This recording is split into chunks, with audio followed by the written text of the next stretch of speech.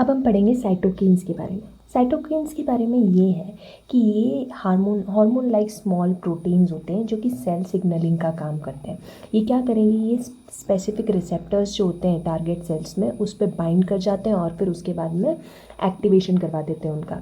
ये general immune system में सबसे ज़्यादा इंपॉर्टेंस प्ले करते हैं क्योंकि ये एक्टिवेशन और रेगुलेशन का काम करते हैं।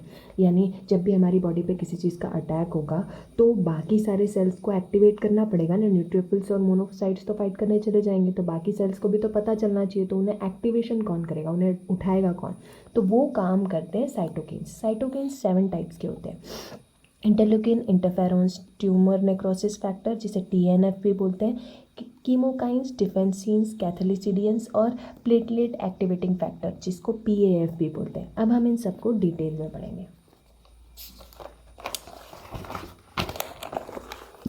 सबसे पहले स्टार्ट करते हैं इंटरल्यूकिन से। इंटरल्यूकिन जिसे IL शॉर्ट फॉर्म के लिए बोलते हैं, ये पॉलीपेप्टाइड साइटोकाइंस है। मतलब है तो सारे के सारे प्रोटीन्स यानी कि सारे अमीनो एसिड से बने हुए हैं, तो ये पॉलीपेप्टाइड है यानी कि कॉम्प्लेक्स सा स्ट्रक्चर है इसका। कौन प्रोड्यूस करता है इनको? ल्यूकोसाइट्स यानी WBCs प्रोड्यूस करती है इन्हें। फिर टोटल अभी तक 16 टाइप्स हैं जिन्हें आइडेंटिफाई कर लिया है।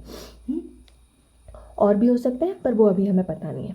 फिर इनमें से कुछ ही हैं जिन्हें हम इम्पॉर्टेंट मानते हैं, वो है इंटरल्यूकिन 1, 2, 3, 4, 5, 6, 8, 11 और 12। अब इंटरल्यूकिन्स एक्चुअली क्या क्या करते हैं? ये सबसे पहले तो T सेल्स को एक्टिवेट कर देंगे। T सेल्स को, मैक्रोफेजेस को और नेचुरल किलर सेल जो होते हैं उनको एक्टिवेट कर देंगे ताकि वो आगे जाके और फाइट करें। फिर ये जो हीमोपोइटिक सेल्स होते हैं यानी जो ब्लड के सेल्स हैं उनकी ग्रोथ को प्रमोट करते हैं, स्पेशली B सेल्स के। फिर ये यूसिनोफिल को एक्टिवेट कर देंगे जिससे क्या होगा कि जो इन्फ्लामेटरी रिस्पॉन्स है बॉडी का वो फटाफट और बढ़ जाएगा।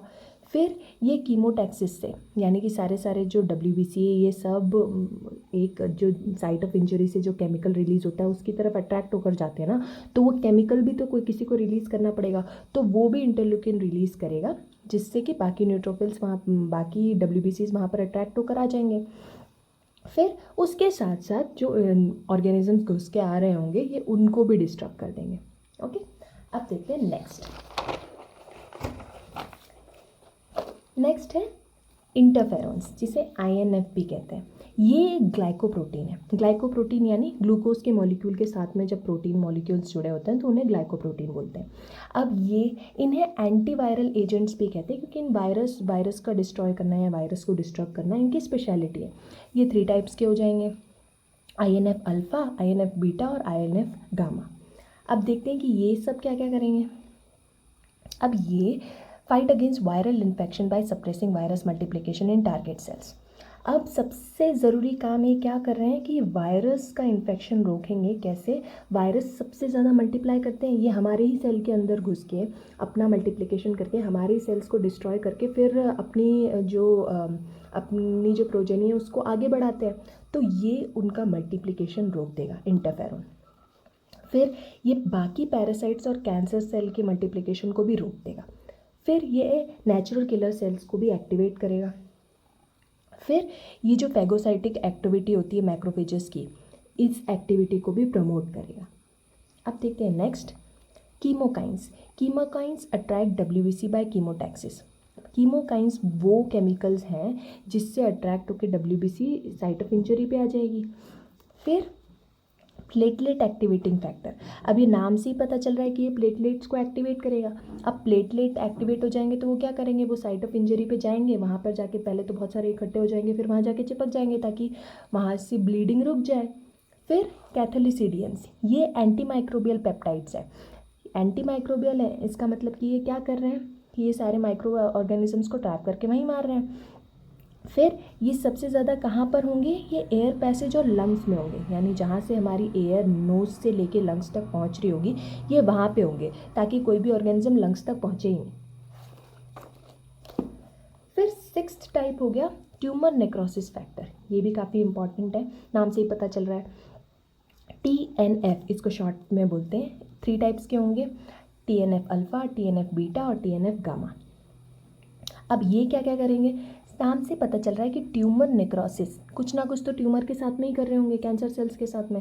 तो ये क्या करेंगे, नेक्रोसिस ऑफ ट्यूमर्स, यानी कहीं पर अगर हमारे बॉडी में ट्यूमर्स बढ़ रहे होंगे तो ये उसकी नेक्रोसिस कर देंगे, यानी उसकी सेल्स को मार देंगे, फिर वहीं पे वो जमा होते रहेंगे।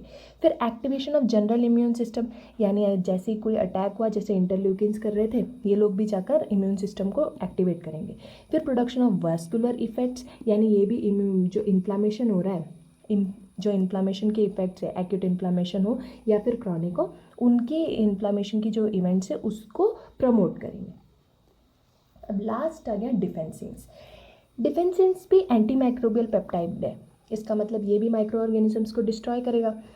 अब 2 टाइप्स हैं जो कि ह्यूमंस में अभी तक आइडेंटिफाई हो गए, कौन से अल्फा डिफेंसिन्स और बीटा डिफेंसिन्स। अल्फा डिफेंसिन्स कौन कौन सिक्रीट करेगा, मैक्रोफेजेस, न्यूट्रोफिल्स, और जो हमारी स्मॉल इंटेस्टाइन में पेंथ सेल्स होते हैं, ऐसे उसकी लाइनिंग में ऐसे ऐसे ऐसे ऐसे सेल्स होते हैं, वो इस तरीके के, ये लाइनिंग है और इस पर ऐसे ऐसे ऐसे सेल्स होते हैं, वो सेल्स भी अल्फ़ा डिफेंसिन्स रिलीज़ करते हैं। बीटा डिफेंसिन्स कहाँ कहाँ पर होते हैं, ये एयरवे में, यानी जो नोज से लेके लंग्स तक जो एयर जाएगी उसकी लाइनिंग में, उसकी एपिथेलियल सेल्स में होंगे, फिर सलाइवरी ग्लैंड्स में भी होंगे और स्किन पे भी होते हैं। अब डिफेंसिन्स क्या क्या करते हैं, ये सबसे पहले तो इनेट इम्यूनिटी, यानी जो इम्यूनिटी हमारी बॉडी में हमारे पास बर्थ से होती है, उस इम्यूनिटी को इफ़ेक्टिव बनाने में बहुत हेल्प करता है, क्योंकि ये एयरवे पैसेज, यानी जो नोज से लेके लंग्स तक एयर जाएगी, वहाँ से माइक्रो ऑर्गेनिजम्स को बॉडी के अंदर घुसने नहीं देता। किलिंग द फैगोसाइटोइस्ट बैक्टीरिया, मतलब अब जो ऑलरेडी WBC ने बैक्टीरिया को जो एनगल्फ कर लिया है, ये उन्हें भी डिस्ट्रॉय करेंगे।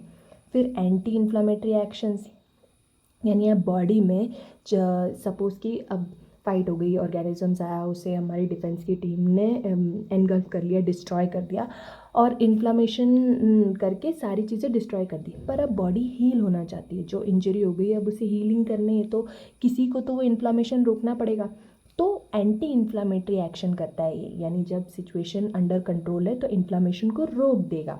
फिर promotion of wound healing, inflammation रुक जाएगा, फिर बॉडी को हील होने की भी तो ज़रूरत है, जहाँ पर इंजरी हुई है उसके बाद में जो सेल्स डिस्ट्रॉय हुए हैं उनको रीबिल्ड करना, ये सारी चीज़ें, तो वुंड हीलिंग में भी डिफेंसिन्स हेल्प करता है। फिर attraction of monocytes and T cells by chemotaxis, यानी कीमोटैक्सिस क्या है, जो साइट ऑफ इंजरी पे WBCs को अट्रैक्ट करने वाला काम डिफेंसिन्स भी करता है। ओके, ये थे साइटोकाइंस। Thanks for watching.